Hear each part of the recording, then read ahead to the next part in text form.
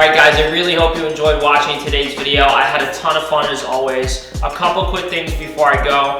First, I want to give a huge shout out to Stanley for supplying me with the touch mark for this video. They make great quality products, and if you're any type of metal worker or blacksmith and you don't have a touch mark, you have to get one. It's the best way to mark your work. And if you do want to get one, make sure you get one from Stanley. Also, check out my website if you want to buy any tools, axes, or hammers. I sell a bunch of other stuff on there too. Also, check out my Patreon and my Instagram. And the most important thing, make sure you give this video a thumbs up, comment down below, and make sure you subscribe so you don't miss out on any of my videos. I post videos every single week. Thank you guys for watching, and I'll see you in the next one.